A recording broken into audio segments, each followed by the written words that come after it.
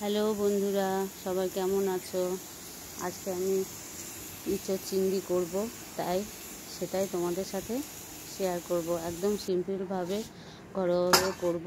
ইঁচড়গুলো আগে কেটে নিয়ে ধুয়ে রেখে দিয়েছি, আর একটু এবার সিদ্ধ করে নেবো। আলুগুলো বড় বড় করে কেটে নিয়েছি। চিংড়ি মাছটা ধুয়ে রেখে দিয়েছি, নুন হলুদ মাখাবো। ইঁচড়টা সিদ্ধ হতে দিলাম। একটু ইঁচড়ের জলের মধ্যে একটু নুন দিলাম, একটু তেল দিলাম। তেল দেওয়ার কারণ হচ্ছে ইঁচড়ে যে আঠাটা থাকে প্রেশার কুকারে লেগে গেলে তখন তোলা মুশকিল হবে, সেই জন্য একটু তেল দিলে আঠাটা আর লাগে না। আমি মোচা সিদ্ধ করি, তাতে এমনি একটুখানি সাদা তেল দিয়ে দিই যাতে না লেগে যায় আঠাগুলো। ইঁচড়টা সিদ্ধ হলে 2টো সিটি মারলেই হবে মিডিয়াম ফ্লেমে। আর ওদিকে এবারে চিংড়ি মাছটা ভেজে আলুটা ভেজে মশলাটা কষিয়ে নেব। এদিকে গান চলছে, রান্না করছি আর গান শুনছি। আমি গান শুনতে খুবই ভালোবাসি।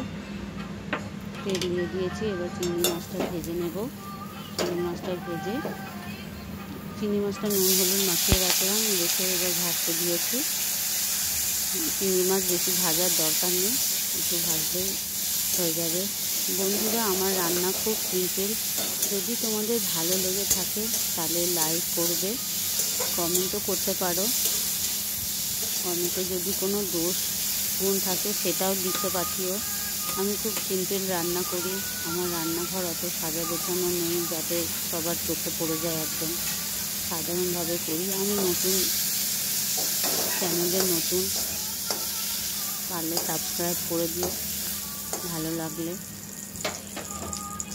চিংড়ি মাছগুলো ভাজা হয়ে গেছে, এবার আলুটা ভেজে নেব। আলুটা একটু নুন হলুদ দিয়ে ভেজে নেব। আলুটা প্রেশার কুকারে দিইনি, কারণ দিলে একদম বেশি সিদ্ধ হয়ে যাবে। ইঁচড়টা যত না সিদ্ধ হয়ে যাবে, আবার আলুটাও বেশি সিদ্ধ হয়ে যাবে, তখন সেই ঘাটা ঘাটা হয়ে যাবে তরকারিটা, সেটা খেতে ভালো লাগবে না। আলুটা আলাদা করে ভেজে তুলে রাখবো, তারপরে মশলাগুলো কষাবো। ইঁচড় করতে একটু সময়ই লাগে। ইঁচড় যেহেতু গাছপাঠা বলে ইঁচড়কে, সেই জন্য মাংসর মতনই করতে হয়। ওদিকে প্রেশার কুকারটা সিটি নিয়ে সিদ্ধ হয়ে গেছে। তেল ছিটে বারবার গ্যাসের সাইডে লাগছে, ওই জন্য মুছেও দিতে হচ্ছে। মুছে দিচ্ছি বারবার। আমি গ্যাস নোংরা করে রান্না করতে পারি না। আমার ছোট জায়গা, তার মধ্যেও আমি মুছে পরিষ্কার পরিচ্ছন্ন রাখার চেষ্টা করি। আলুটা ভাজা হচ্ছে। আমি একদম গ্যাস কমিয়ে দিয়ে রান্না করি, মিডিয়াম ফ্লেমে রান্না করি, হাই ফ্লেমে দিয়ে রান্না করি না, কারণ পুড়ে যাওয়ার চান্স থাকে, তাতে টেস্টও ভালো হয় না। সব সময় গ্যাস কমিয়ে রান্না করলে সময় লাগে বেশি, কিন্তু রান্না সুন্দর হয়, ভালো সিদ্ধ হয়, আবার টেস্টও হয়। নুন হলুদ দিয়ে ভেজে নিচ্ছি। বন্ধুরা, তোমরা কেমন করে ইঁচড় করো সেটাও আমাকে জানাবে। আমার যদি রান্নার মধ্যে কোনো ভুল থাকে সেটাও আমাকে জানাবে, যেহেতু আমি নতুন আগেই বলেছি তোমাদেরকে। আলুগুলো ভাজা হয়ে গেছে, তুলে নিই। মশলাটা কষাবো। গরমকাল পড়েছে, বেশি মশলা দিয়ে করবো না, হালকা কম মশলা দিয়েই করবো। হয়ে গেছে, আবার তেল দিয়ে দিই। তেল দিয়ে ফোড়নে দেব গোটা এলাচ, দারচিনি, লবঙ্গ, তেজপাতা, শুকনো লঙ্কা আর 5 ফোড়ন। ফোড়ন একটু দিয়ে দিলাম। এগুলো তেলটা গরম হচ্ছে, যেহেতু আমি গ্যাস কমিয়ে দিই, ওই জন্য সময়ও লাগে বেশি আমার রান্না হতে।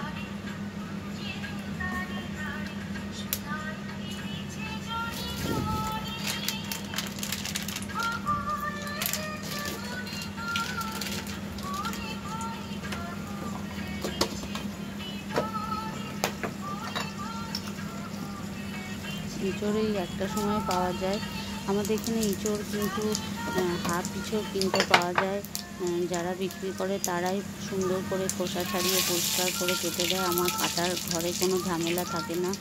গোটা ইঁচড় আনলে বরং ঝামেলা থাকে, কিন্তু এখন গোটা ইঁচড় খুব একটা পাওয়া যাচ্ছে না। একদিন আনা হয়েছিল, এখন কাটা ইঁচড়ই আনা হচ্ছে বেশি। আর বড় ইঁচড় তো বেশি লাগেও না অতটা আমাদের, 4 জনের সংসার। পেঁয়াজ আর রসুন বেটে নিয়েছি, সেটাই তেলের উপর দিয়ে দিলাম জাস্ট গন্ধটা চলে যাওয়ার জন্য। এবার টমেটোগুলো দিয়ে দেবো। আর এদিকে মশলাটা আমি ভিজিয়ে রেখেছি। মশলার মধ্যে দিয়েছি জিরে গুঁড়ো, ধনে গুঁড়ো, নুন, হলুদ আর আদা বাটা, লঙ্কা বাটা। এগুলো দিয়ে একটু ভেজে নেব মশলার সাথে। তেল একদম কম দিয়েছি।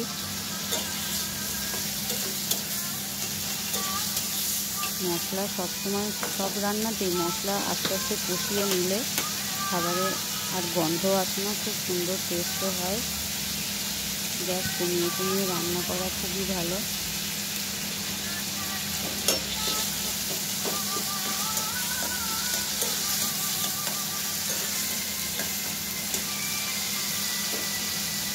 টমেটোগুলোও শক্ত আছে, এখন নরম হয়নি।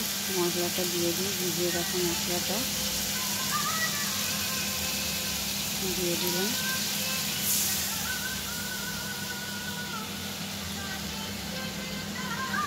মশলাতে ভিজিয়ে রাখলে পরবর্তীকালে জল দেওয়ার দরকার হয় না। ওটাই আস্তে আস্তে যে ভিজিয়ে রাখি যে জলটা থাকে ওটাই আস্তে আস্তে হয়।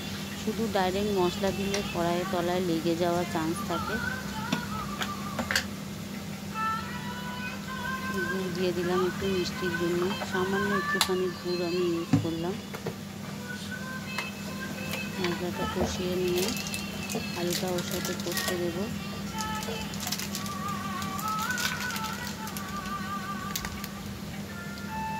একটু লাল লঙ্কা গুঁড়ো দিয়ে দিলাম, একটু কাশ্মীরি লঙ্কা গুঁড়ো দিয়ে দেবো জাস্ট কালারের জন্য। কাঁচা লঙ্কা বাটাতে তো কালার হবে না, এই জন্য লাল লঙ্কা গুঁড়ো আর কাশ্মীরি লঙ্কা গুঁড়ো একটু দিয়ে দিলাম।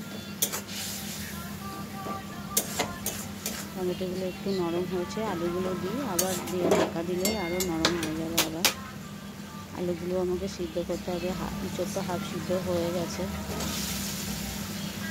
আলুটা ভালো করে কষিয়ে নেব মশলার সাথে।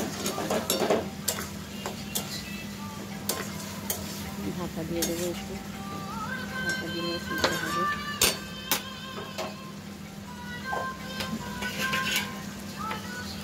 ঢাকা দিয়ে দিলাম, সিদ্ধ হোক, কিছুক্ষণ পরে দেখবো।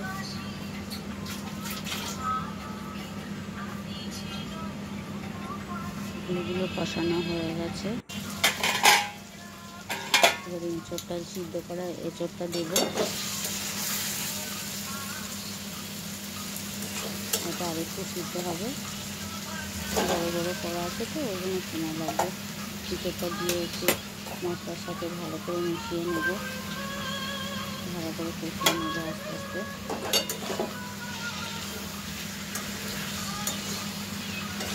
ভালো করে কষিয়ে নিয়ে একটু সামান্য জল দিতে হবে যাতে আলুগুলো সিদ্ধ হয় আর একটু গালা গালা হয়। আলুগুলো সিদ্ধ না হলে ভালো লাগবে না। বাঙালিদের জন্য কোনো কিছুতে আলু ছাড়া রান্না করা ভাবাই যায় না, সব কিছুতেই আলু। কিন্তু যাদের সুগার আছে তাদের খুবই অসুবিধা, আলু খেতে পারে না। কষানো হয়ে গেছে, একটু জল দেবো, সামান্য একটু জল দিয়ে ঢাকা দিয়ে দেবো, তাহলে হয়ে যাবে।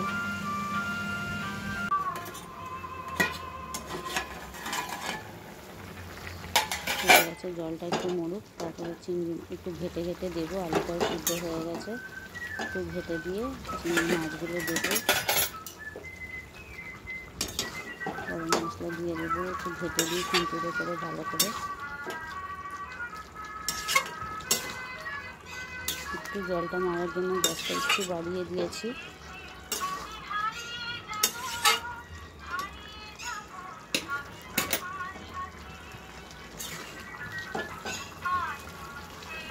আলু সিদ্ধ হয়ে গেছে। একটু ভিডিওটা দিতে আমার দেরি হয়ে গেল।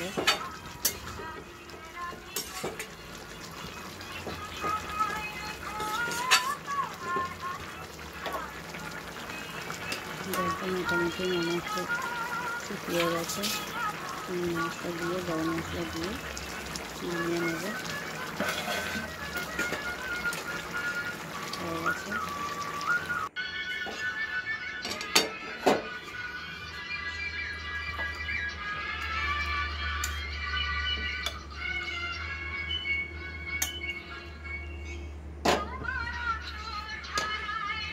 ইঁচড় চিংড়ি আমার রেডি।